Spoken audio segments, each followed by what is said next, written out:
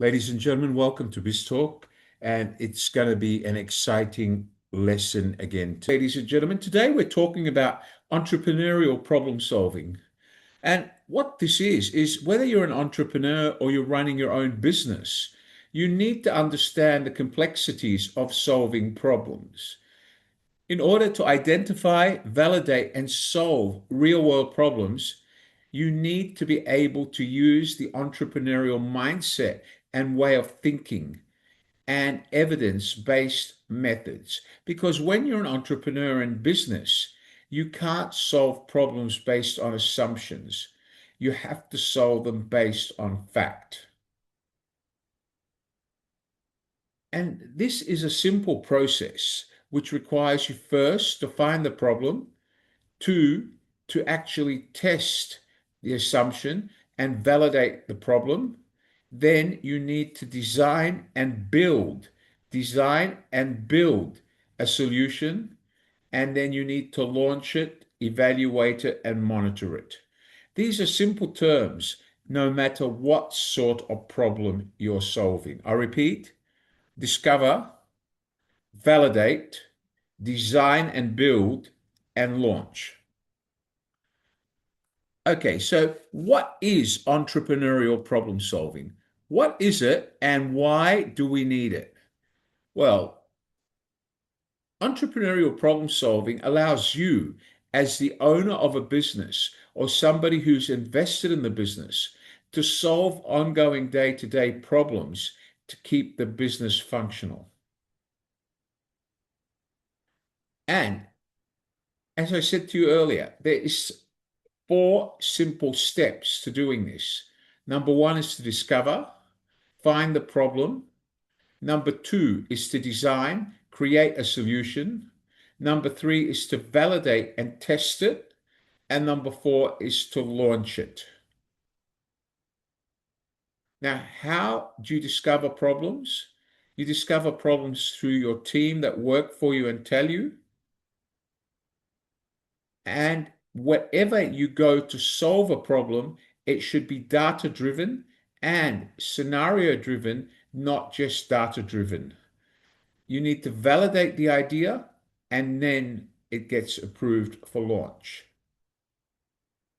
How do you validate the idea? How do you validate it? We'll talk about that shortly.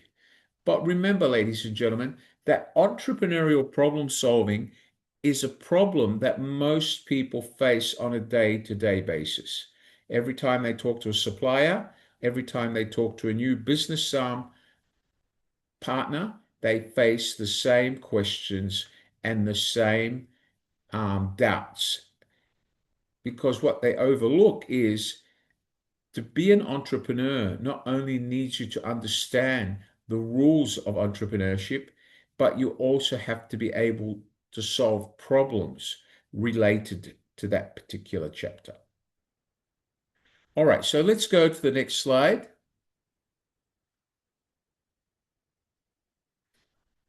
So today, what we'll learn is to understand the problem-solving process that you should use and practice with real campus templates or real situation templates.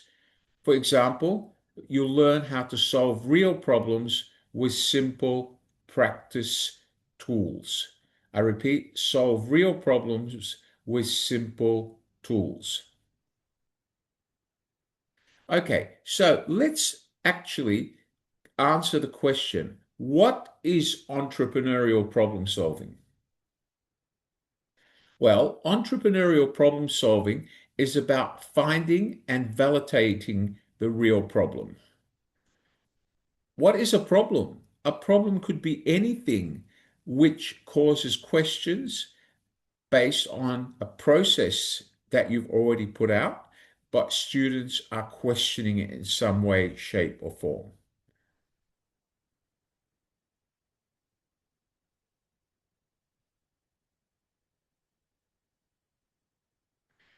So remember, you have to find the problem, you have to validate the problem to make sure it really exists, and then you need to work with the people around you, the people that know your business to test and build a solution to fix it tentatively.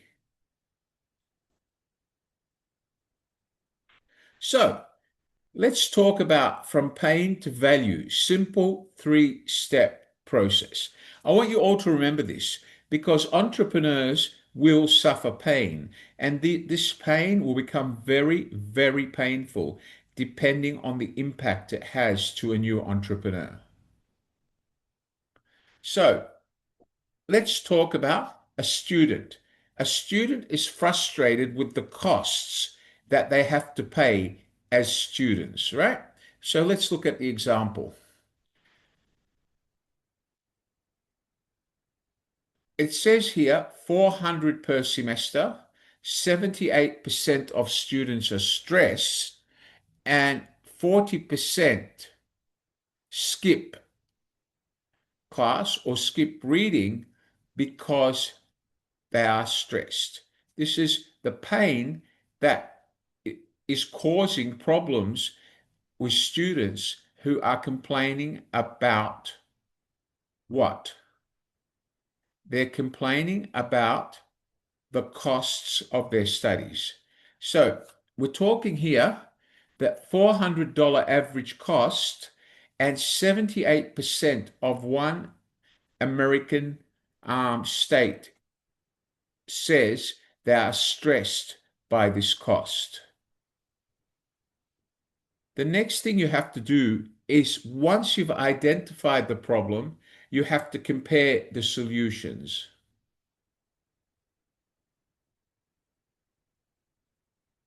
You have to compare the solutions and decide on what solution best meets the business requirements and also keeps the people interested and continuing. Last not least, you have to create opportunity. How do you do that? By coming up with new ideas, motivating more people to join, and keeping them interested. So remember that people will most likely want to improve the situation. People want to solve a problem, but most of their time they don't know the correct process to identify and solve the problem as it's required. Some of them lose people along the way, and that all comes back to the person. Does everybody understand this? Could you wave your hands, please? Okay, so if you look at the create opportunity, we say there's $1.2 million in opportunities annually, but we only have 12,000 users. So if we have $1.2 million in opportunities, but we only have 12,000 users. Question is, do we have enough users or are most of the opportunities not taking up the option? All right, so remember, $250 gap between current 400 and optional 150 solutions represents $1.2 million in annual opportunities. So simply by allowing this change, it will represent an estimated $1.2 million return to the system. But question is, are we prepared to take the risk in doing that? Or are we not prepared to risk losing some of the suppliers that are in process now? So remember, from pain to value, if you want to actually have value in your business and make it profitable, there will be pain at the beginning. All right, so remember that the more pain is identified through problems, the better opportunity an entrepreneur has to fix them and move forward.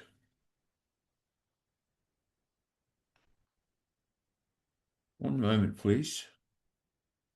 Okay, so let's talk about this. There are two key mindsets that successful entrepreneurs need to have, Sarah Joseph. The first thing they need to have is they need to be hungry for success. They need to have a sense of curiosity and they have to be eager to ask questions. They have to want to improve. They have to believe that there is a chance of improving and making their product more popular. So, number one is curiosity and inquiry. They need to ask why and explore more deeply what the customer tells them through asking what, why, when, and how. If they don't ask these questions and they don't show enough curiosity and hunger to fix the problem, they will fail. Curiosity by an entrepreneur is the ability of the entrepreneur to think out of the box of new ideas. And then there is the other issue, bias to action. The tendency to do not just plan. Successful problem solvers start doing things quickly and learn from real world feedback rather than overthinking or waiting for perfect conditions. So, what we're saying is it's important to work with the people and let them know that mistakes are part of the process as long as they learn how to correct them and move on.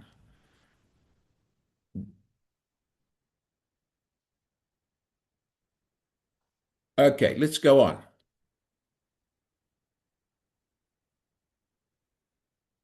One moment, please. Okay, so the next slide. It says here, how do we compare fixed mindset versus growth mindset? Well, these are two simple states of mind. So if I ask you, what is a fixed mindset? A fixed mindset means that you simply give up and walk away when it gets too hard. You don't even make an effort. A fixed mindset means you ignore feedback and take no action. A fixed mindset means that you are afraid that you'll lose your job and therefore are trying to protect yourself. Now, if we go to a growth mindset, which is the mindset entrepreneurs need to have today, they need to live outside the box and they need to be very, very oriented to asking questions and solving problems. So, we talk about a fixed mindset, avoids challenges, ignores feedback, and feels threatened. The other mindset, which is not part of, not part of the normal everyday process, but a lot of people have it. All right. So the growth mindset is something that is becoming more popular, but many people don't have it at the beginning until we have to keep repeating what it does and how it works to them, which is good. At least they understand it. So we're saying that the growth mindset is something where people are eager to learn and ask questions. It says embraces challenges. We certainly do embrace the mistakes once they use it because they will need time to correct them. And we constantly take your feedback and learn from it and improve the system.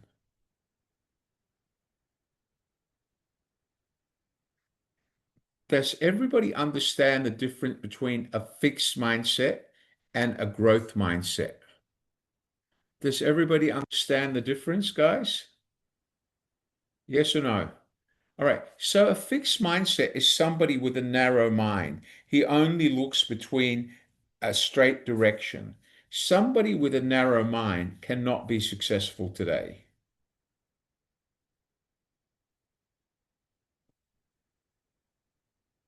People who have a narrow mindset may still get a job, but you'll find that their job is short-lived. Because when you do a job, you have to have the full context of what affects that job. Does everybody understand what I've said about that fixed mindset? Yes or no? Okay, great. So, which one is more appropriate? Of course, the flexible one, not the fixed one. Does everybody understand that? Yes or no?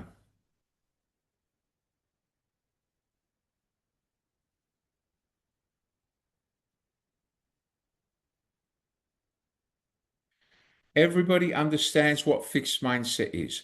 Fixed mindset is somebody who's narrow-minded, never thinks outside the box. He's like a machine. Fixed mindset.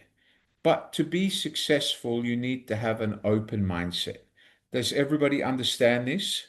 Come on, show me your hands. Let's go. Very good.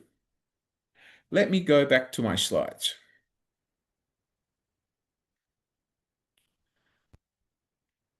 Okay, so a fixed mindset basically avoids challenges, ignores feedback, and constantly feels threatened. And this is typical, and this is something that I will address with all of them, or all people in my team on a regular basis. Because if I have a team working for me, I need to make sure they have the right mindset.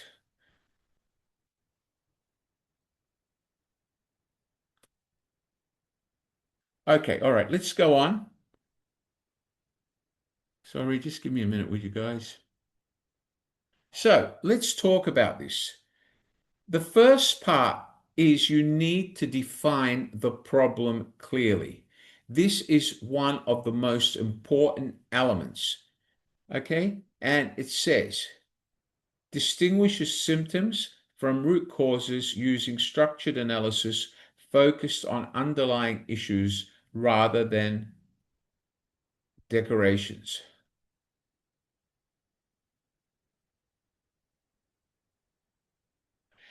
So define the problem clearly. The next one is to validate the problem with users and data. So use evidence-based decisions, making the decisions, directing user research to ensure the problem is real and worth soaking. So what does everybody understand what I mean? Yes or no? Define the problem clearly. You need to define it and be able to explain what you've identified. Validate with user data. You can only do that once you've collected data about each of these tasks. So once you've seen the tasks, and once you understand the tasks where the problem exists, first you have to know what's causing the problem. Is it a task or is it people's behavior? Once you've identified that and start thinking of that, then you understand why that's being tied to a certain institution or group of students and why, and what are the outcomes. Does everybody understand this? Yes or no? Can you put your hand up if you understand? Great. Okay. So as you can see here, skill progress, analytical thinking needs to improve because the majority of you still don't understand what the analytical thinking process is. What is analytical thinking? It's part of the process of communication where you listen to customers, you record clearly what they say, then you record the video of their lesson. Does everybody understand that, guys? Yes or no? Okay, can we put off the slides for a moment so I can talk to everyone? Okay, guys, I'd really appreciate if you could focus on what I'm saying and keep your cameras on so I don't have to repeat myself, okay? We put in a lot of effort to bring you these lessons. Please afford me the common courtesy of switching your camera on and focusing on today's lesson. Does everybody understand that?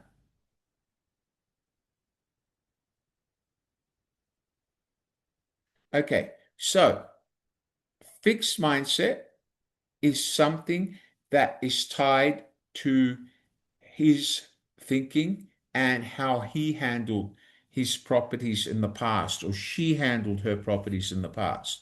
That is an important part of it.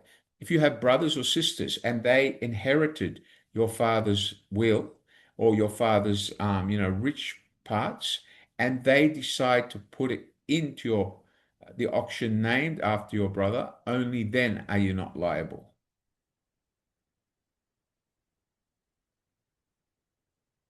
Does everybody understand this? Yes or no? Joel, are you paying attention? Joel Bisk? Yeah, you need to focus on me and look at me, Joel, okay? Very good. Does everybody understand what I'm saying now? Yes or no? Okay, great. Excellent. So if we go back to the PowerPoint, if we go back to the PowerPoint and look at it, the fixed mindset is somebody who still believes in doing what their parents or grandparents told them. Guys, those ideas have not been used now for some 1 or 2 years. As you all should know, for those of you who've been with us for some time, we're constantly sending you news about things that are being introduced and the lessons you should record. Do you understand that, everyone, now? Yes or no? Fixed mindset is a closed mindset. Open growth mindset is an open mindset. Okay? Does everybody understand this? Can you put your hands up? Come on. Cho Cho, do you understand what I just said, Cho Cho? Hands up, Cho Cho. Can you put your hand up so I can see it, Cho Cho?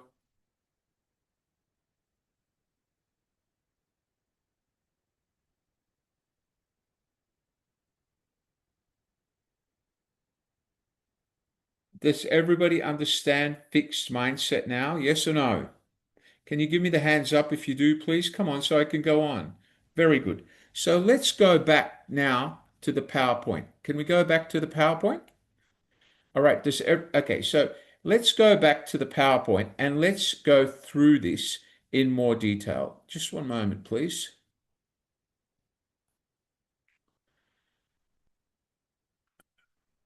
Okay. All right, here we go. Just one moment, please.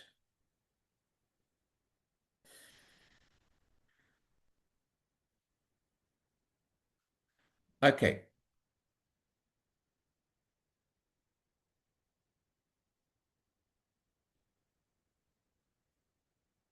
Can everybody see the slide now? Okay. So define the problem clearly, validate. So why is it important to define it clearly so everybody you're communicating with understands it? If they understand it, then actually their responses should be clear enough that you don't need to mass interpret them.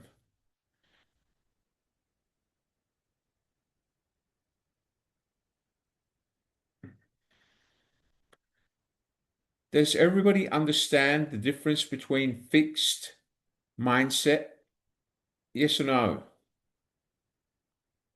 Does everybody understand it? Yes or no? Fixed regarding as in regards to or in respect of a growth mindset. So the correct mindset to have would be a growth mindset. Okay, so let's go on and look at the next part. One moment, please.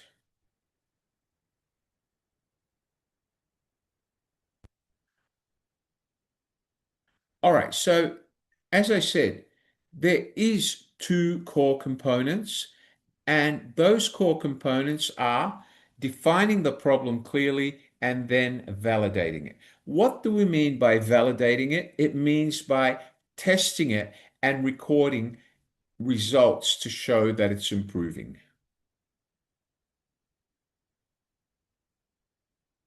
So we talk about, based on these competencies, how can you move forward? So if you think that you're defining a problem as an entrepreneur or a problem in your workplace, and you think that you have a growth mindset, you need to ask at the end of the day whether you've answered the growth mindset picture or whether you're still using the fixed mindset and have not updated your answers. Does everybody understand that? Yes or no? Can you put your hands up? Hands up, please. Come on. Okay. So if you look at this, it says validate with users and data. Users evidence-based decisions and direct user research to promote the problem in the real world.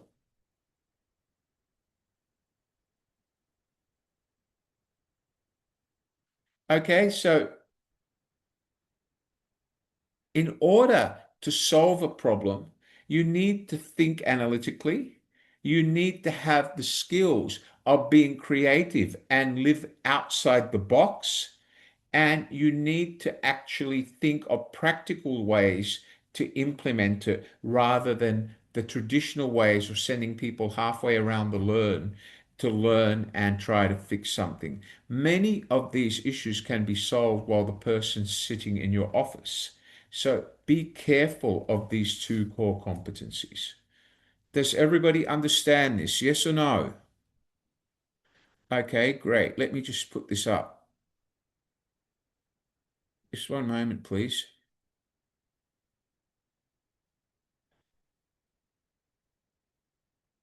So, okay, why is this not showing? Just let me sort this out, please. Just one moment. Okay, so does everybody understand what I've said so far? All right. Okay, so it's really important. So let's go on. So once we understand this and we understand the need to be able to relate to the problem and then validate it. So part of this is identifying problems worth solving. So once we understand the problem, we need to get to the root cause of the problem, the gist of the problem, and ask ourselves, is this a big enough problem for us to solve it? If we don't solve it, what are the repercussions? Could it grow? Could it cause other problems? Will it affect our customer base or will it affect our profitability? So these are questions you need to ask yourself. The most significant problems that you need to solve are the most painful ones. If you focus on solving problems that are not painful, you are wasting your time. The problems you should solve are the bigger problems that are painful. Does everybody understand that? Yes or no? Okay. Time or money needed. Again, you need to identify the problem and the root cause and ask yourself whether you can afford more delays in having it fixed, or do you have enough money to have it fixed, or you need to raise capital from somewhere? These are part of the identification process before you announce to the world that we've identified a problem. Okay, so if we now talk about problem versus symptom. So when you ask yourself what causing the problem, it's the same as going to the doctor. When Anu goes to the doctor and she says, Doctor, doctor, I'm stressed. And the doctor says, well, why are you stressed? And Anu would say, My boss keeps stressing me. Wally keeps stressing me. And the doctor will say, well, who's Wally? How often do you talk to Wally? Why do you have to talk to Wally? Why are you letting him stress you? So the doctor's trying to find out how serious those symptoms are before he tries to treat them, right? Understand that? Do you think it would be correct to give Anu painkillers when the stress is coming to her from a 30-second interaction every day walking in the corridor? Or should it be something much bigger, something that is a real stress? That's when things start to happen. Do you understand that, everyone? Yes or no? All right. So if the symptoms are, I am suffering from a headache and the flu, and I'm coughing. All right, we know the symptom, but is the symptom so bad that if I don't go to the doctor today, I'll die? No. You have to ask yourself, how serious is the problem?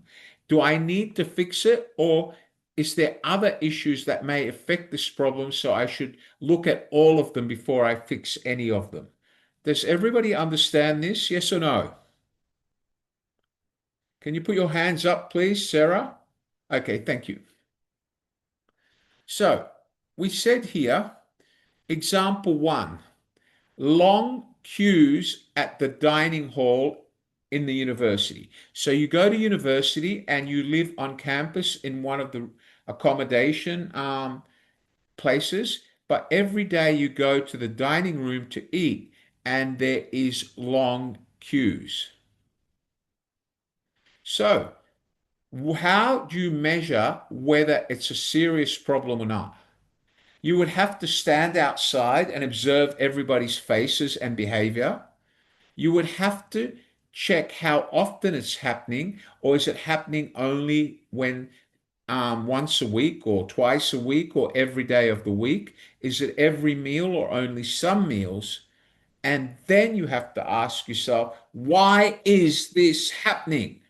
So you have to understand the consequences, the seriousness, and why before you can say that this is a real problem. Now, let's go back to this.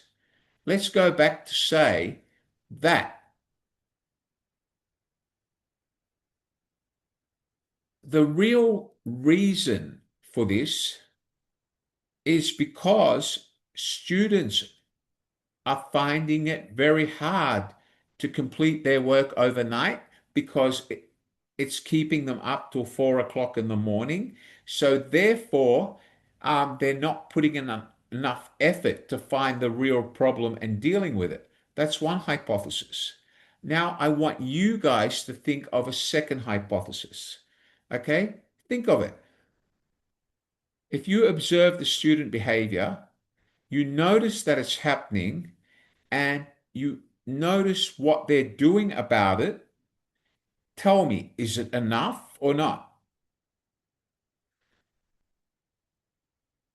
Does everybody understand this? Yes or no? Okay, good, excellent. So basically what we're saying is, before you make any effort to solve a problem, you need to understand how serious it is and whether it's only going to affect you or the majority. If it's going to affect you or the majority, it's something we deal with the next day. If it's something that is not going to affect the majority and it has no impact on that stay or how pleasant that stay is, then it should not be related to it. Does everybody understand that? Yes or no? Does everybody understand this? Yes or no? Come on, put your hands up, guys. Okay. So let's go back to the doctor. You go to the doctor, and the doctor will ask you questions to determine what's wrong with you and confirm your condition. He'll examine you, he will ask you questions which he want you to answer. And then he actually re relays those together with the right message. Okay. We're pleased to advise that you've passed this module. However, you will be able to get copy of your grades and scores at a later date. So it's all about the person at the top and the person managing the project and the feedback you give. Does everybody understand this? Can you put your hands up? Very good. All right, so let's go on.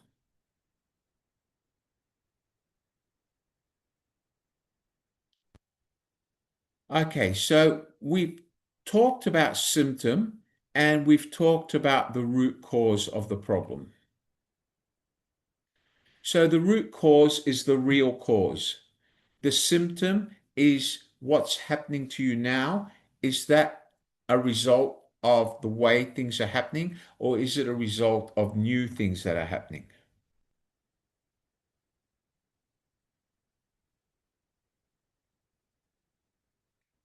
Okay, so if we go on and ask ourselves, problem versus symptom analysis. Symptoms are what you are affected by. Symptoms are what you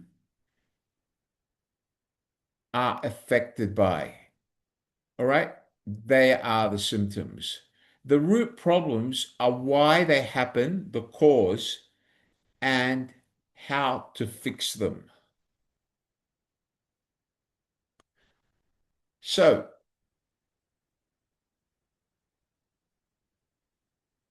problem versus symptom analysis. Before you can actually say categorically that I've identified the problem, you should be able to identify the symptom and the analysis and confer that this is the correct analysis and we really do have this problem. Because if you deal with the wrong problem, you're wasting resources and money. Would you agree with that, everyone? Yes or no? Okay, let's go on, please. All right, so two observation methods that you can use. Observe people in their natural environment without interrupting them to see their real behavior. So if you're going to watch people to identify the real problem, watch them, but don't question them about it because if you question them, they might not give you the full extent of the answer. Spot workarounds. Notice when people create hacks or temporary fixes to overcome problems with current tools.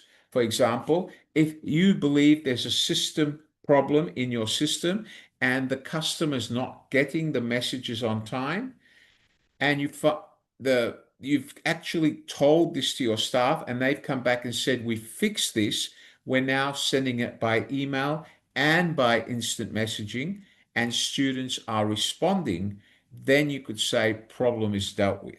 But unless you get a closing message that the problem has been dealt with, then you're basically still practicing. Am I right? Can you put your hands up? Yes or no? Come on. Hands up. Okay. So shadow users are people who observe in their natural environment. And spot workarounds are basically people who've come up with a workaround or a hack based on what they've observed. So if somebody in your team comes and says to you, I have a way around this, you need to listen to that person and then ask yourself, is this really going to solve the problem? Is this the real problem? So here, actions speak louder than words. What people actually do often differs from what they say they will do. So this comes back to the whole scenario. Now French airlines are having problems. So some of the restrictions are imposed by the French bureaucrats saying you can only run this after um,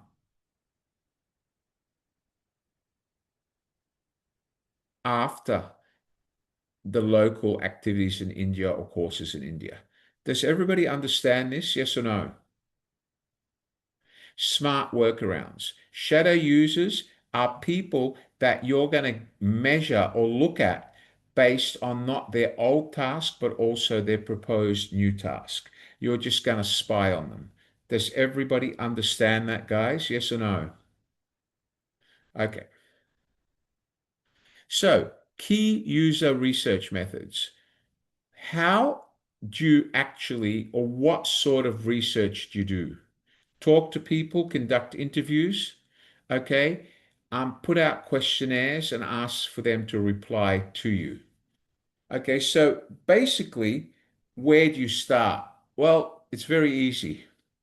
You start by identifying the problem, making sure you verify the problem. Then you start by talking to people. And as people say they're busier at work, you kick in and start doing interviews yourself. And then you go back to sending out the practice work, the practice or the activity areas where the student can go on and practice on their own. So basically, you're actually listing out and how you're going to fix it or continue fixing it. Does everybody understand this? Yes or no? But research can be very tiresome and it can be effective. So, whenever you do research, focus on a library or the main library um, in your country. All your countries have libraries with branches, or you have a big main library. Focus on those. All right, let's talk about solving problems from the customer journey map perspective. Because remember, every entrepreneur has a business that serves customers. Would you all agree with that? We all have businesses to serve customers. So, understanding the journey, first you have to have a visual picture of the steps in the customer journey. What do I mean by that? You have to understand what the daily routine of that person is, Monday through Friday. Follow? Okay. So once you understand it and you understand the numbers can be put into graphical form or can be shared as information. But remember, the clearer you represent those numbers and clearer that you explain them, the clearer it's going to be for resolution to that problem.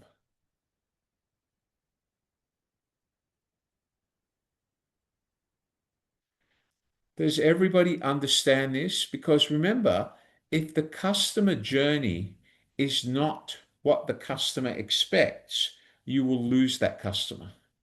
The customer journey leads to customer retention. Does everybody understand this? Yes or no? Very good.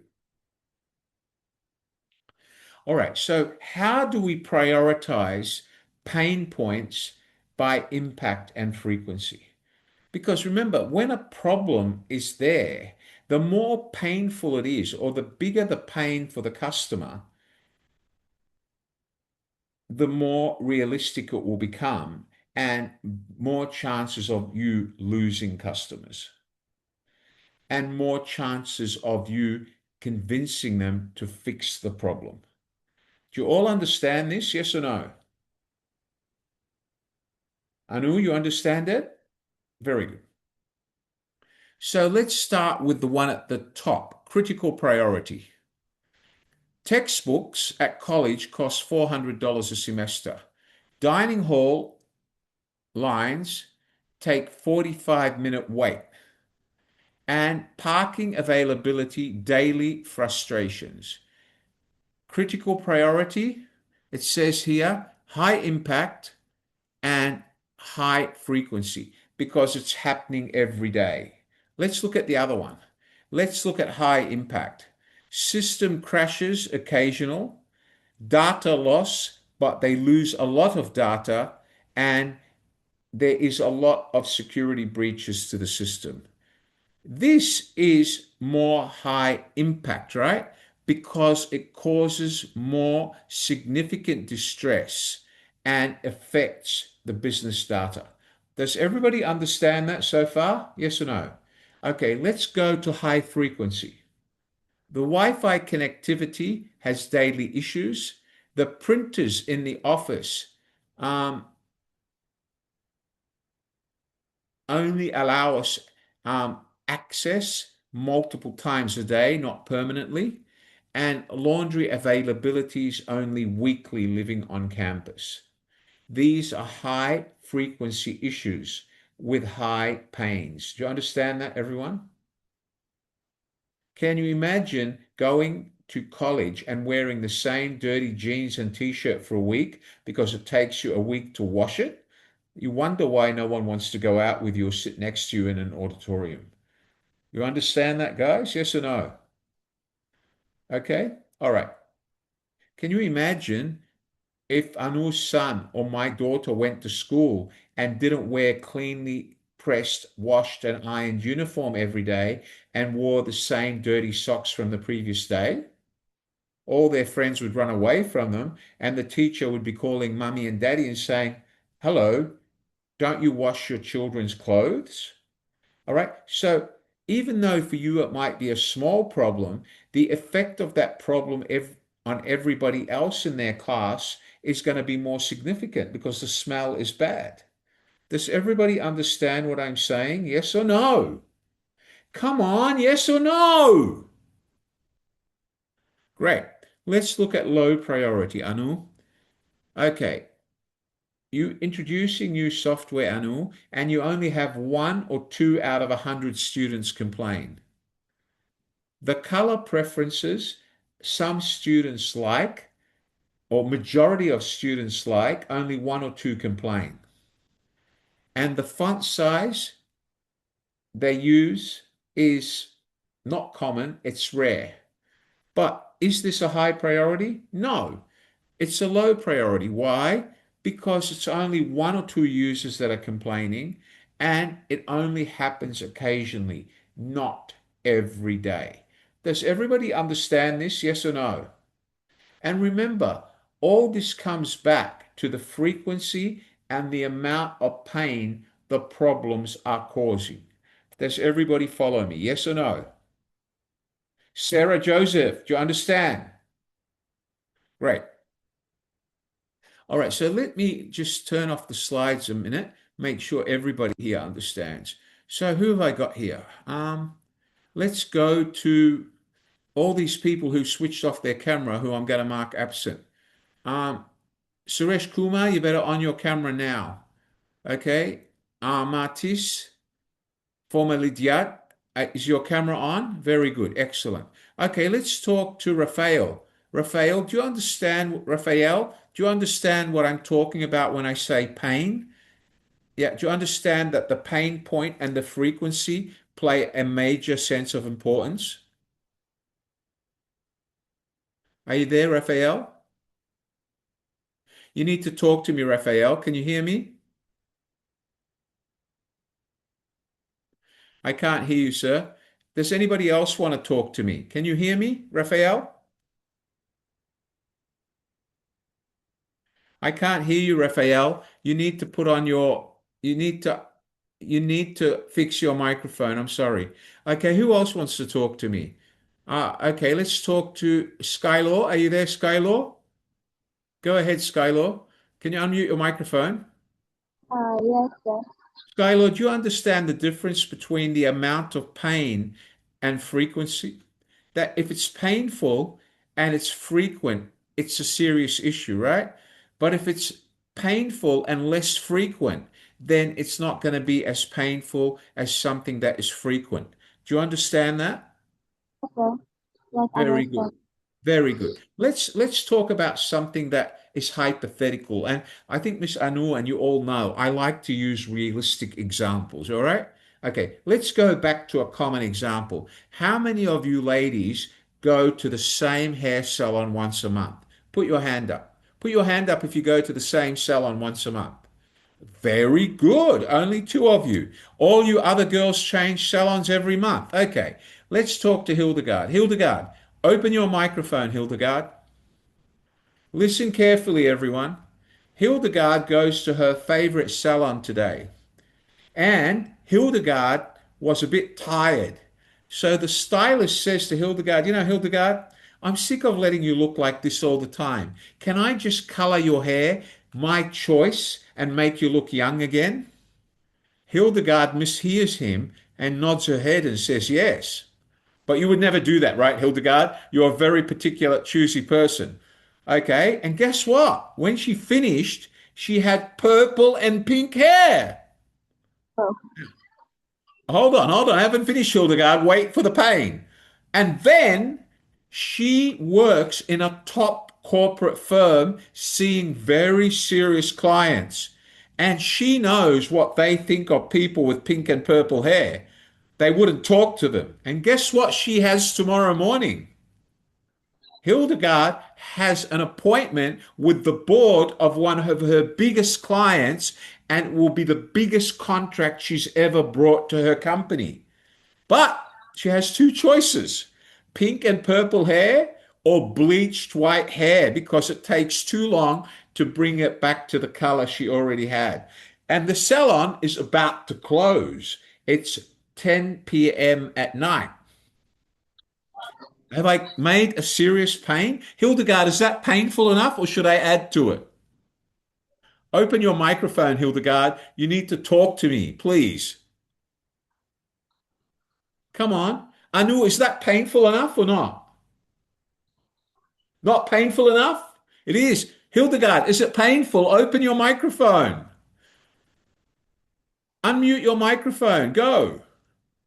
Yes, of course, it's definitely. I don't like it. Okay, hold on. What are you going to do, Hildegard? Because now you're in that position. What are you going to do? Uh, the fastest I can do is to find an alternative, which I can get probably a wig to cover Very the smart woman. hair. She's going to buy a wig at 10 o'clock at night. Where is she Yes, going to because find a wig at 10 o'clock at night? Come on, Hildegard, give because me something better than that. What else? probably I would tie my hair and dye it. That's the fastest way I can do. Can I suggest a better way, Hildegard? Wouldn't it be better to Sure. bribe? Hold on. Wouldn't it be better to say to your stylist, I'll pay you extra. You need to change the color tonight, even if it takes 3 hours? Don't you think that would be a better solution? Probably yes, of course, but with the situation of my hair, because it's really very long until my knee, so she will going to cry All right. because Okay. I Well, usually stay in well, that Hildegard, salon like I, I, 5 to 7 hours. all right, but the reason I gave this as an example is for you to explain that the more painful it is, the more serious the issue becomes. Do you understand that? So Yes, it's what true. made it painful for Hildegard is she has a serious meeting tomorrow morning, and there's nothing that she can do to fix it tonight. And she knows that the outcome of the meeting is going to have significant effect on her reputation and her career. So is it painful for her? Is that going to make it more serious than it would be if it wasn't a meeting tomorrow? If the meeting was next week, it wouldn't be such a serious issue for her. The impact would be lower. Am I right, Hildegard? Yes, indeed. Thank you, Hildegard. Thank you for allowing me to use you as an example once again. You're No becoming problem. my regular Anytime. example. Thank you for being a great student. Thank you so much. So, Thank you, ladies sir. and gentlemen, the level of seriousness and the pain the problem causes has a result on how that problem will impact the business or the person. Does everybody understand this? Yes or no? Put your hands up. Let's go. Thank you. Now, let's talk to Miss Anu here. Miss Anu lives in the United Arab Emirates. And as you know, the UAE is very proud because of the shopping centers, the hotels, Jumeirah, Palm Jumeirah. God, I lived there for 11 years. I used to live on the 57th floor of one of the most beautiful condominiums at the Mall of the Emirates. But I would never go back there because of the weather, all right, and the desert. But now a lot of those places are empty. There's no one there. Hotels are now at 30% occupancy, and they have gone from 90% to 80% to 30%, and they're not going back. No one wants to go to the UAE. Why? Because every time somebody says it's safe to go back, what does Iran do? Well, they throw another ball, right? They send a drone and shoot down nuclear facilities in Dubai, which scares the whole of the UAE. Guess what happens to the economy again? Crash. All right, so let me ask you, do you think this is a major problem for the UAE now? It is, because every hotel owner in the UAE is threatening to close the hotel because they cannot afford to keep five-star hotels opening with thousands of people working there. Emirates Airlines is losing hundreds of millions of dollars on a daily basis because the number of flights it runs are limited by safe airspace. The number of people leaving the UAE is going up every day. Does the UAE have a major problem? I reckon it does. I don't know. Let's ask somebody who lives there. Anu, do you think they have a major problem? She does. Okay, great. Do you think they'll fix the problem? Yes, but how long it'll take is another question. How long it will take could be years. So is the impact more serious? Yes. But can they fix it overnight? No, because until the war in Iran is resolved, nothing can be fixed. Their major priority is to stop Iran from sending drones and blowing up the country. Do you all understand this? Yes or no? I'm going to give you one more practical example. Who's getting married here? Is anybody getting married? Put your hand up if you're getting married. Yan Ong, are you getting married? Open your microphone, Mr. Yan Ong. Mr. Yan Ong is getting married soon. Can everybody clap? Come on, congratulations, Yan. Everybody, clap, everyone. Thank you. Open your microphone, Yan. Come on, Yan. Open your microphone. Yan, when are you getting married? Speak up. I can't hear you. We can't hear you, Yan. There's something wrong with your microphone, mate. Come on, you're an IT man. Fix your microphone.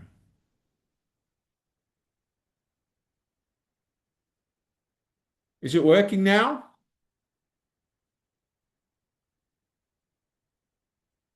No? Okay, you fix it. Let me give you an example.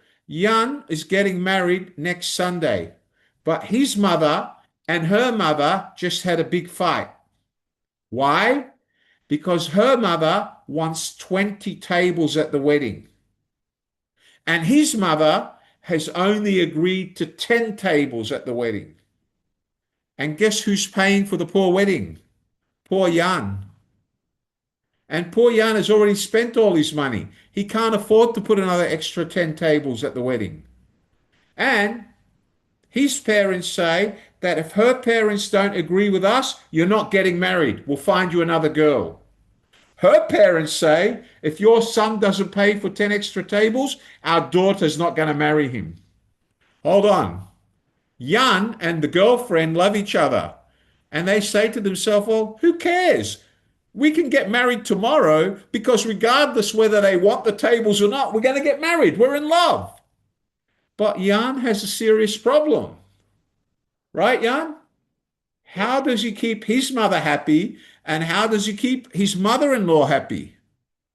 Because if Jan upsets his mother, then when they have a baby, grandma will not be there to babysit. And if the girlfriend, the wife, upsets her mother, when they have a baby, the other grandmother won't be there to babysit either. So they'll have to employ a housekeeper. And that means Jan has to work till he's 75 to save enough money to send his daughter to Oxford or Harvard Law School, right? Poor guy will have to work till he's in the wheelchair. Okay, he doesn't want to do that. So now the problem might not be serious. The problem is painful because they're supposed to get married next week.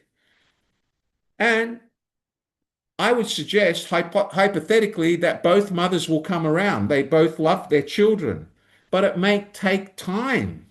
So, what will be the impact? Will it be immediate or futuristic? It'll be in the future. So, does Jan cancel the wedding? Hell no. Hell no. He goes ahead with it. If his mother comes, good. If the other mother comes, good. If they don't, he still gets married, right? You still get married, Jan. You go home with your wife after the first night and you enjoy life, right? And then when the grandchildren come, you sort it out later, right? Am I right, Jan? Okay, so do you all understand what I mean by the level of pain? Do you understand what I mean, Jan, now? So, whenever you have a problem in entrepreneurship, don't always say, I have to fix it today. Ask yourself, like Jan, does it really matter whether my mother is happy or not? It's my wedding. Does it really matter if her mother's happy? No, because me and her are happy, right? Am I right, Jan? Right. And Jan has already paid for 24 courses at a restaurant, and he's not going to waste the $40,000 he's paid. He's still going to have a wedding, right? The biggest pain for Jan would be is if the girlfriend said, I don't want to marry you anymore. Then he's got a problem. But if she still wants to marry him and she doesn't care about the mothers, neither does Jan. So is the impact immediate? No. Is the pain immediate? There is pain. But it is as painful as not getting married? No. Because if Jan was told by the girlfriend, sorry, Jan, you're not for me anymore, bye bye, Jan would be heartbroken. Right, Jan? Yes or no? Yes, yes, All yes. right. I hope it, Jan, I'm not saying this is going to happen. I'm just giving you a hypothetical example. Don't get me wrong. All right. Don't get me wrong. I want to see pictures of your wedding really soon. All right, mate. Congratulations, Jan. I'm proud of you, mate. Enjoy the wedding. Okay. I got married many years ago, Jan, and it took me 5 years to pay for it. And let me tell you, I don't ever want to get divorced and I don't ever want to arrange another wedding. So it's cheaper to stay married. Take my advice. All right, mate. Good on you, buddy. Listen, mate. So it depends on how serious the problem is and how much pain it's going to cause in real terms. Does everybody understand that? Yes or no? All right. So I've given you two real life examples. I've given you Hildegard's pink and purple hair. Where is Hildegard? Are you still here, Hildegard? Wave to me. All right. Everybody give Hildegard a big hand. Clap for Hildegard, please, everyone. Good girl, Hildegard. All right. Now, we've used Trump and Iran and the UAE as an example, but there's no one to clap for. Donald Trump is in the US. He can't hear us anyway. And we've used Yan Ong as an example. Can everybody clap for Yan Ong and wish him a happy wedding? Congratulations, Yan. Thank you for allowing me to use you as an example. So we all now know about the difference between pain, impact, and how serious it should be. Do we agree on that, ladies and gentlemen? Okay, let's go back to our lesson.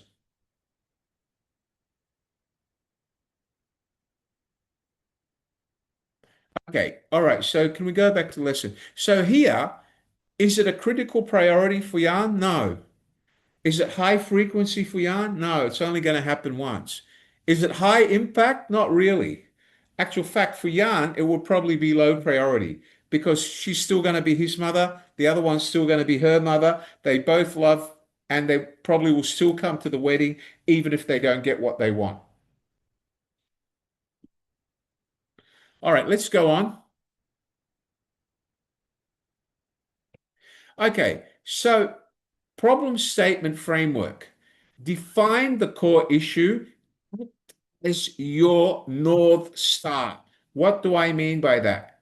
Ensure that you focus on all aspects, like I did with the purple pink hair, like I did with Jan, and all the possibilities and the outcomes. All right? Act as your North Star. That means act as your greatest enemy and ask yourselves all the questions from every direction. Let's go to another one. Common on-campus problems and solutions if you're a student. Let's start with number one. Affordable textbooks. Problem. Students spend $400 per semester on textbooks.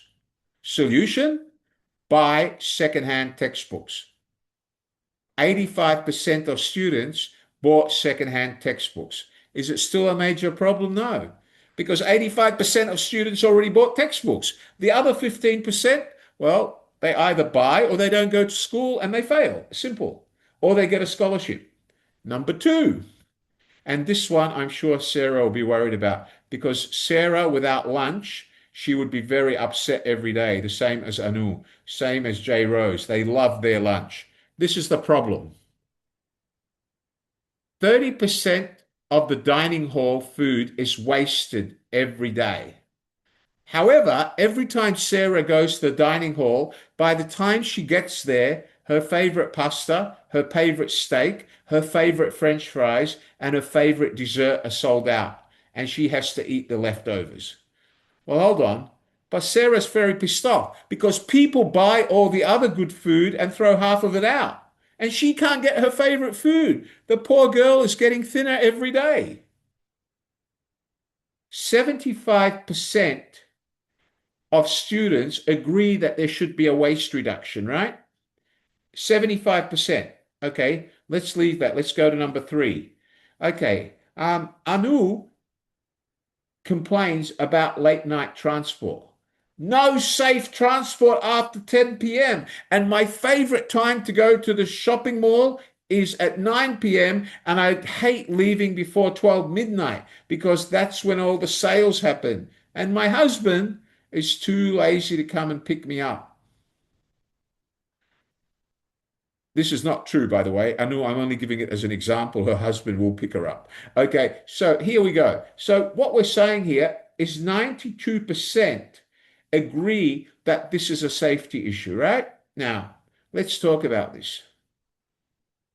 So here we say 92% agree that this is a safety issue.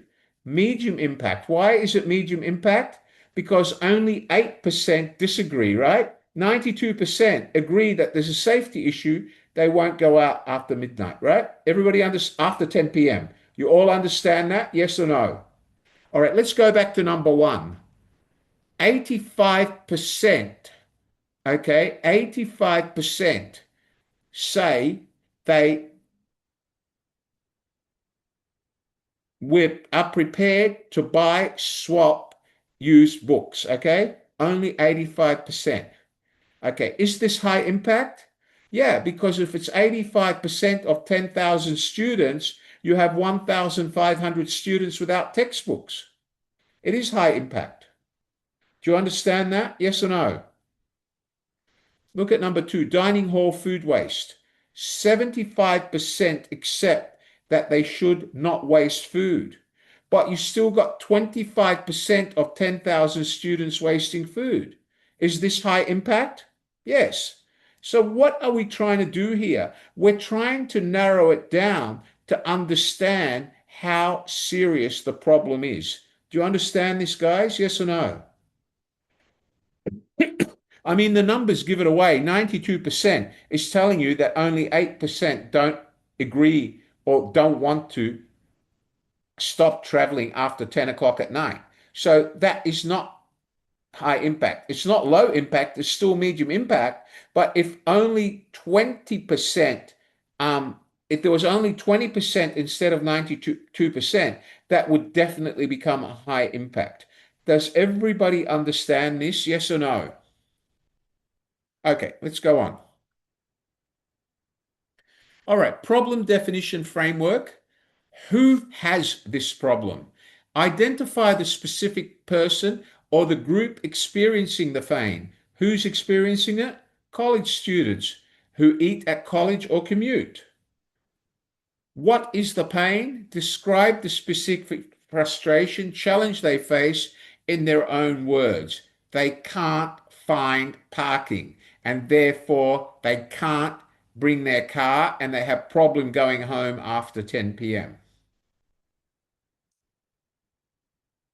Okay, so here goes, find the real problem. To find the real problem, you need to ask yourself 5 questions. Listen carefully, guys. 1, Problem. What is the problem? Campus buses are always late. Students wait 15 to 20 minutes, okay, and they miss classes. Why? Because the routes the buses have to travel are too long and there is too many stops along the way. Why? Because there's no alternative transport and there's no off-campus options available. Root cause: no one has demanded to put a tracking system in. The university doesn't adjust routes based on the actual need. The university is ignoring the real need, right? Do you understand that? You have to ask why. And the common way to do it is to keep asking why. And usually, if you get to the first why, the second why is not enough. You need to go further. Okay, so the third why is, why don't they put a tracking system in and find out how many more buses they can add? The fourth why don't they adjust the route? The fifth why hasn't the university's management done anything about this? The root cause is, the answer to the five whys is because the university doesn't adjust the routes, they don't want to spend money, and they're not actually paying any serious attention. Do you understand this, guys? Yes or no? So how could you solve this problem? Easy. Implement GPRS tracking and dynamic routes to reduce the wait time by 40 to 50% or 40 to 60%, right? So do you understand why you need to use the five whys? Yes or no? Yes or no? All right. So key takeaways are: ask why 5 times to move from symptoms to root cause, and implement lasting fixes. Well, for our friend Abigail, the permanent fix is never to go back to that hairdresser again, never trust that hairdresser again, or find a new job. Because if she screws up this interview or this business, she would probably lose her job. Next one, please. Here we go. All right, let's talk about the fishbone diagram. This is another way for you to establish problems. This is another way for you to actually identify problems. The fishbone diagram looks at different areas. One, the people. Two, the process. Three, the technology. And four, the policy. So what we're saying is you need to look at all four categories and ask the four whys in all four categories. Sorry, you need to ask the five whys in all four categories. And that will help you identify the problem. Okay, so let's talk about this. People. Limited student budgets for the students who are the people. Lack of awareness about being able to buy secondhand books. Lack of awareness about alternatives. People. Process. Manual ordering system. Long wait times for books. They don't have an automated system. Technology. Outdated online system.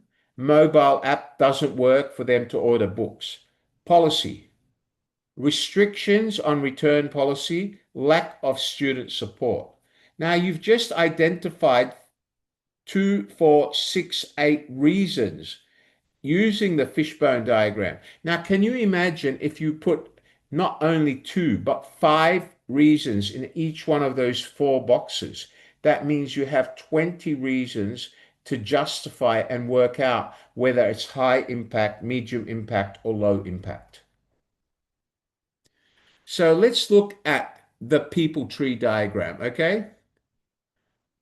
Now, if students can't get books, there will be an academic impact because students can't study, they get lower grades. Okay, it's critical. Performance drop. Students will get lower grades, will reflect on the university's reputation. It's critical. Um, Dropout risk. More students might say, I can't afford to study and drop out. It's a high risk. It's not critical, it's high. Then we have mental health. Students will be stressed. They'll be worried about failing exams. It's a high risk. It's not critical. Okay, so core problem, students struggle. Okay, let's talk about this. This comes back to the $400, right? Okay, textbooks cost 400 per semester. It has a high impact on students because it's a lot of money. Time issues. Limited time for research because they need time to get books and they don't have the books they need. Again, is this high impact? Probably medium, because some of them will borrow their friends' textbooks, etc.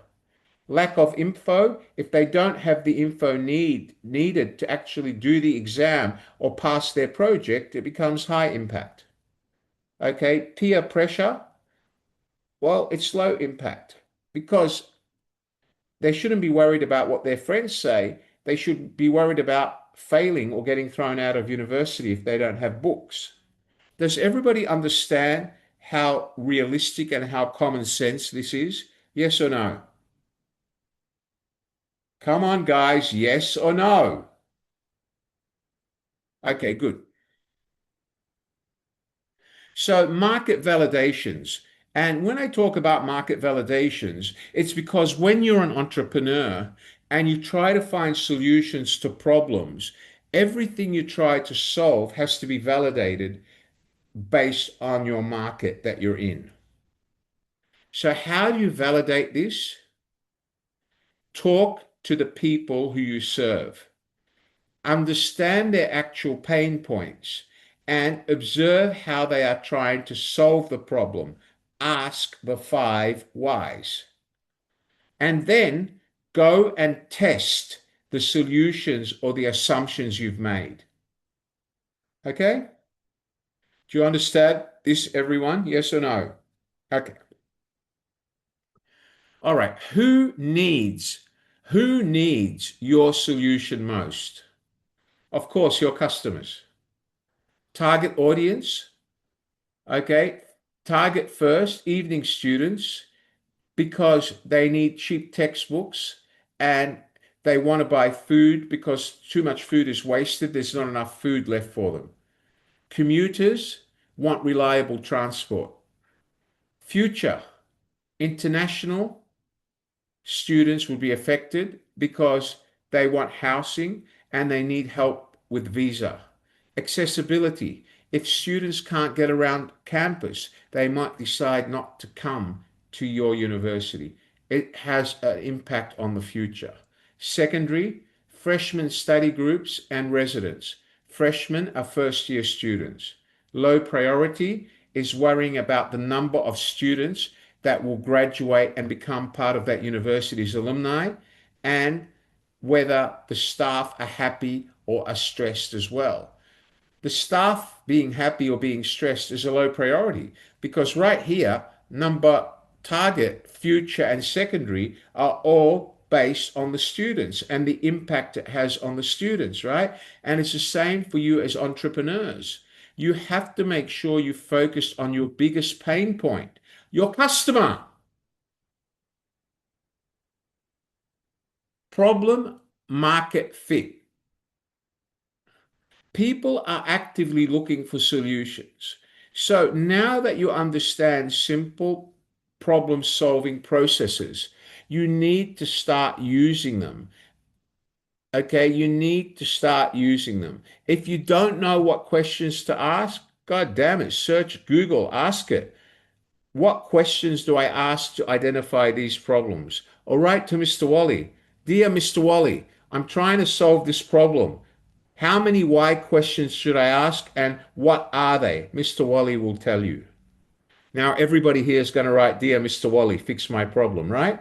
I love it. Go ahead, guys. Okay.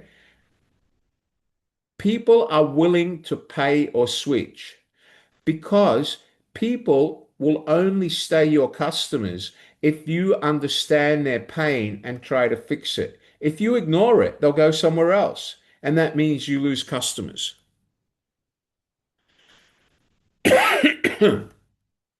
We talk about campus food delivery issues. Issues. Evening students face long delivery times, leading to missed classes and cold food. High impact. 35% of students report frequent delays. How did they get this? 60 interviews. Okay, and out of that, they reported 45 plus minutes wait and at least 35% errors, okay, when the food was delivered. The solution, centralized pickup shelf, ETA, accuracy improvements. Okay, so that means they have a cafeteria where they put all the food on a shelf. The students go there and pick it up. It's more effective, reduces the delivery time. So remember, when you look at a problem, not only do you have to look at the problem, you have to ask how many people does it affect, what is the outcome, immediate, future, and what are the serious implications? How you do this, you do it through brainstorming, or you can use simple prompts to spark new substitutes and ideas. And brainstorming is basically when you meet and talk problems out and ask questions from different people in your organization. Now, brainstorming should always be your first way of trying to establish the problem. Once you've done the brainstorming, then you should do what we call the Scamper framework. Now, remember, if you do brainstorming, you should apply the 5 whys, right? Okay, what is the Scamper framework? Let's look at the Scamper framework, please, Anu. Okay, the problem is morning commute delays. You're always late for work, like Sarah. Are you always late for work, Sarah? I thought so, Sarah. I saw that smile. Okay, let's talk about it. The first thing you have to do is ask yourself, is there a substitute? 2, can I reverse the problem? Can I eliminate the problem? Can I adapt a new way of getting to work? Can I modify the road that I take? So Scamper says, first, look at substitutes, look at combining or carpooling, adapt, be flexible, modify, change your wake up time and transport habits, put another to use, try to put other ideas like your neighbor to, maybe take a ride with your neighbor, or I don't know, ride a bicycle or walk or learn how to jog to class every day or to work every day. But I don't suggest you use jogging, but because then you'll get to work and you need to shower and there's no hot showers. And then everybody in the office will be complaining that you smell because you've jogged all the way to work. So when you eliminate, make sure you eliminate with the right option or alternative. And last but not least, reverse. By you going through SCAP, you will reverse the initial issue of morning delays. So whenever you have a problem, apply Scamper. What you can do is print out this diagram and write your answers under each one. And this can be an exercise you do during brainstorming. All right, so remember, guys, how to think when solving problems, generate ideas, select ideas. So when you generate ideas, think of as many possibilities or divergence, how you're going to diverge away from the problem and fix it. And convergence, what to do to fix it. All right, let's go on. Always, when you come up with ideas, think about them. Try to basically analyze each idea and ask yourself, how much pain is this going to cause? How much pain is it going to reduce? And what are the effects? Okay. All right. So remember, anything that's going to get a quick win, do it first. Okay. Fill-ins, if there's something else you have to do, which is not going to have a major effect on the solution, do it later. First, resolve the biggest and most painful issues. Those things that you don't need to do, skip. And for big projects, make sure you have enough people and enough resources before you try to implement them. Because if you implement them wrong, you're going to have a major problem which may have drastic effects on your business. Okay? Always, before you implement a solution, make sure you put it into a value proposition. What will this solution do for my customers? Does everybody understand that? Yes or no? Yes or no? All right. Let's talk about the customer profile. Understanding what your customers need and want is your priority as an entrepreneur, right? Does everybody remember the 5 C's that we learned? Yes or no? Remember we said, in order to be successful in business, you have to be customer centric, product centric, price centric, service centric, and market centric. Does everybody understand this? Yes or no? Wave your hands, everyone, please. Thank you. Customer pains. Remember we said, in order for you to solve a problem for a customer, that's when you have a business. If you start a business and you're not able to solve a problem for a customer, the customer will never need your product. When do customers buy? They don't buy when they feel like it. They buy when they need it, correct? Yes or no? They buy when they need it. I'm going to use Miss Anu as my example again. Miss Anu only goes and eats fried chicken when her son says, Mummy, I only want my favorite fried chicken, right?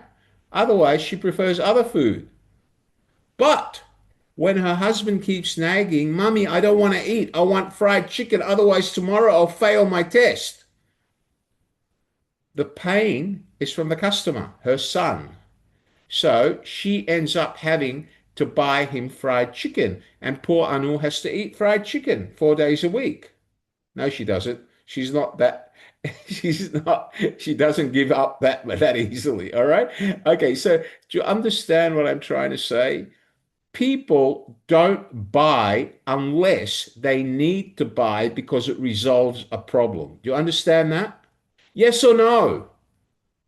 Many people always want something. Wanting something is not enough for them to buy it. They only buy it when they're psychologically convinced that they need it. Does everybody understand this? Yes or no? Sarah? Good. So the key components are make sure that your products and services actually touch a customer's pain point and make sure they're able to relieve their pain. If they can relieve the customer's pain, that's when you sell more and your business becomes more productive. Okay, how might we solve this problem for target users so they can achieve their goal? This is a question I want you all to ask yourselves every day if you're in business. How might we reduce the pain the customer is having so they can actually buy more of our products? These are questions you should be asking yourself as entrepreneurs. So, problem statement steps: identify the user, describe the problem, explain the impact, state the goal that you want to fix to eliminate the pain. What are the stages? Discovery, putting them in order, preparation, and then fixing it. Does everybody understand that? Yes or no? All right. Long wait times, order errors, these are the key pain points. So when you fix these key pain points, you have to make sure that you're able to take away the pain. How to test solution with users. Go out, interview your customers, get feedback, okay? Or go and test it. Do a test run. You become the student. Okay, so what makes a good solution? You solve the problem, you cause enough pain that the customer wants your product or service. People want it. Asking leading questions and falling in love with your solution. You ask the leading questions and deliver a solution that the customer falls in love with. Because if they feel the pain and they fall in love with your solution, they will now psychologically believe that they need it and they will buy it. Does everybody understand this? Yes or no? When to stop testing? When you have less complaints, your sales go up, and not many people are returning faulty goods anymore or cold food. Okay? All right, so the cold food idea here is, imagine you order food, the food is delivered cold, students can't. Can you go back one slide, please? Sorry. Yeah. Diminishing returns. Let's take the university idea. They order the food's delivered late, students return it, right? So when you stop getting returns, it will tell you that the food is still being delivered on time and hot, because you know you're still selling, you're still generating revenue. So even though your sales have gone up again, how do you make sure the problem's gone? By making sure that no one is complaining about cold food anymore. Does everybody understand this? Yes or no? All right. So the four stages of implementation are: define the idea, prototype it, test it, make sure you redefine it, and then launch it and observe it and monitor it. Okay? The process is rarely a straight line. You will need to often test it, modify it, test it, modify it, test it, modify it, implement it, and observe it. Does everybody understand this? Yes or no?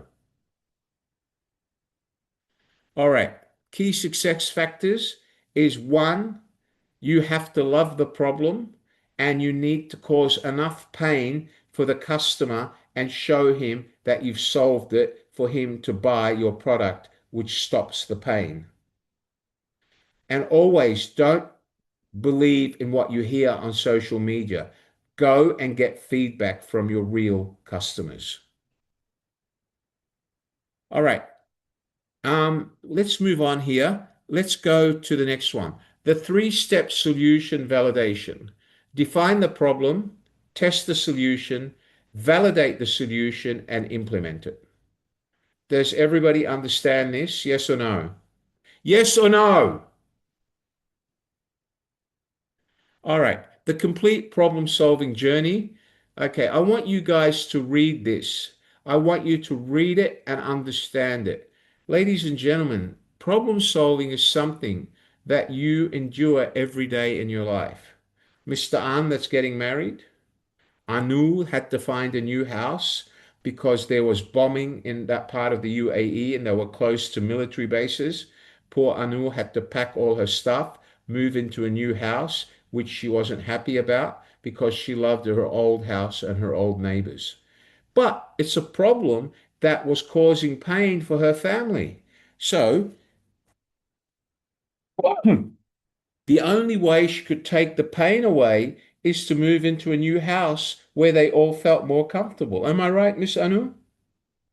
Okay, so guys, remember, identify the problem, analyze the root cause, generate ideas, build a value proposition. That means of what value it's going to bring the customer and how it's going to take away their pain. Test it and validate it, then launch it and monitor it. Scale means monitor it and observe it. Adjust as you go. What assumptions should you test? Always test how desirable this will be to take away the customer's pain. Test how feasible it is or affordable it is, and the viability of whether you can do it or not. Remember, desirability is high priority. Feasibility should be medium to high, providing you don't go increasing the price by more than 5 to 10%. And visibility, as long as you can see it and see it become successful. Because for the customer, providing it kills their pain and gives them something to take away their pain, that's it. You've solved the problem. Okay, identifies and prioritize risks. We've always spoken about that. Remember, critical, common, serious, and minor. So for critical and serious, they should become a priority. Common is something you should monitor, and minor is something that you should accept and plan for the future. Okay, hypothesis testing is basically when you try to simulate it like you used to do at school when you used to do a physics experiment. Two simple ways to prototype. You can sketch it on paper and act it out in the meeting room, or you can do a digital mock-up, or you can actually go out and talk to people rather than do it digitally and wait for people to give you feedback through social media. All right, so I've given you here some MVPs here, four simple ways, okay, to look at and bring the value proposition to your customer. And this is, you can choose your approach, four simple ways to test your idea with minimal effort. Create a simple web page, provide service manually to some regular customers and get them to feedback, or do what we call the Wizard of Oz, pretend to have automatic while manually doing work behind the scenes. Okay. Wizard of Oz is something that you can only use this if you have a factory, etc., because it requires setting up dummy automation in another area, not using your main automation, etc. Okay, and explainer videos. That is usually the cheapest and most effective way to come up with a video explaining the pain, showing the customers how you're going to take away their pain, and putting that video on your website or social media. Okay, simple testing with users, feedback collection methods. Okay, what I'd like to do now is go to the slide that says test your ideas in 3 simple steps. Build the idea, measure it, learn it, analyze it, decide that it is something that will resolve the pain before you implement it. Okay, when to keep going versus change direction. Remember, you need to monitor it as you go along. If it's been accepted, you keep going. If you're finding some people have doubts, you have to adjust and be cautious. But if you're still having the same problems, then it's critical. You need to stop and start again. Okay, so can we now go to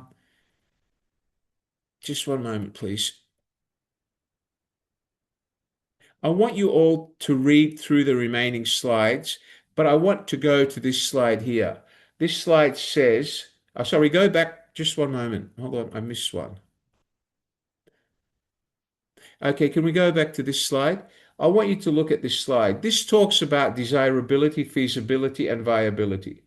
Remember, whenever you're trying to solve a problem, the first thing you need to look at is desirability. Is this going to solve the customer's pain? Feasibility, is it going to be affordable? And number three, viability. Can the business continue to do this without causing more problems? Does everybody understand DFV? Yes or no? Okay. All right. So remember, guys, let's go to this one here. Remember, we need to understand the different levels of prioritization. First is critical. Okay. Test first, critical. Okay. And this means high risk, high impact assumptions. Test them immediately.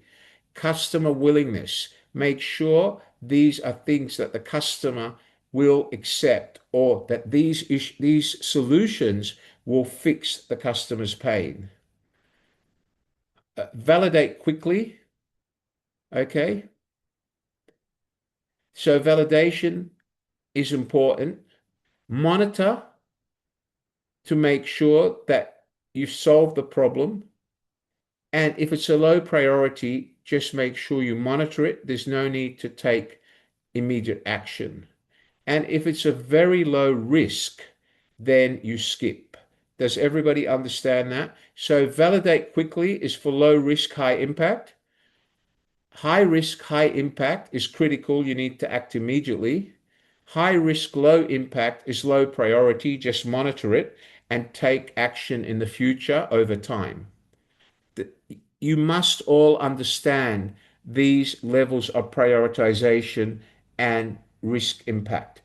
You need to memorize these, okay? Stick them on your forehead. Okay. All right. So remember, guys, build, measure, learn, feedback cycle. And this you can read and follow. Okay. Can we go to the very end here where it says ethics, ethic summary? Okay, guys. Now, remember, when we talk about ethics, no matter how or what sort of problem you're trying to solve for your customer, you need to make sure that you do not lose the customer's trust. And you need to make sure that whatever solution you put out to actually take away the pain has to have an impact. It really needs to take away the pain. It can't be a pretend solution. Because what will happen if it is? You'll damage your brand, the customer will not trust you, and will eventually go to another brand. Common mistakes to avoid: building before validating, asking leading questions before you actually know that your solution works. Okay, let's talk about what I call Duolingo and DoorDash. No, it's not a joke, guys. Duolingo is when you talk, so you turn boring, expensive language into a free gamified app.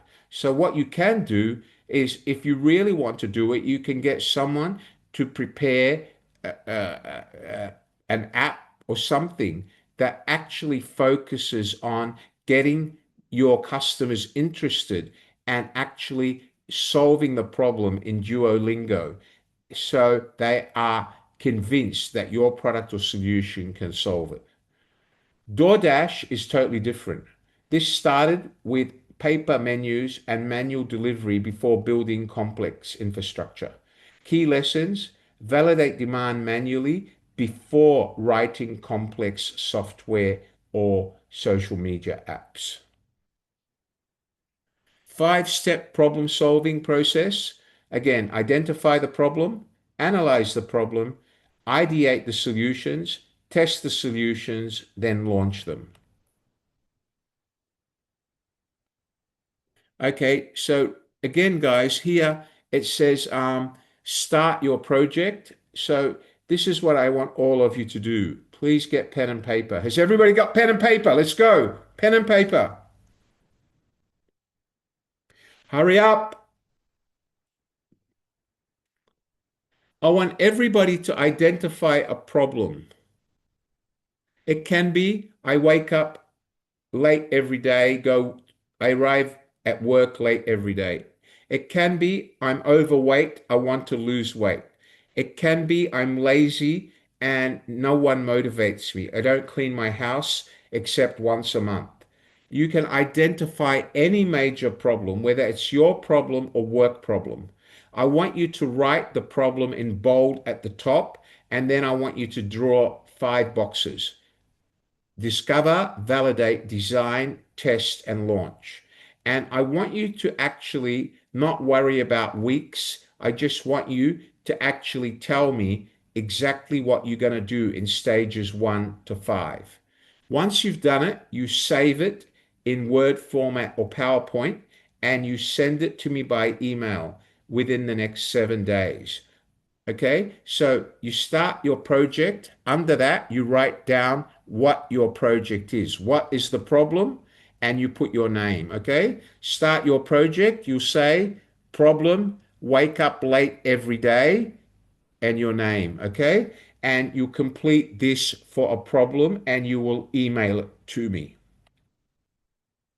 All right, discover, validate, design, test, and launch. Okay, so everybody will send their actual project answers to me by email. My lovely co-host will put my email address in the chat box, eh.wally1@gmail.com. In the subject line in your email, you should write BizTalk 150, 23 May 2026. And if you want me to comment on your homework, I must receive it by 5 p.m. next Friday. Can you put it in both chat boxes, please? Thank you. Does anybody have any questions about anything we've learned in BizTalk 150? Anybody have any questions? Come on, guys. I've been talking for 2 hours. Help me here. Does anybody have any questions? Yeah? Okay.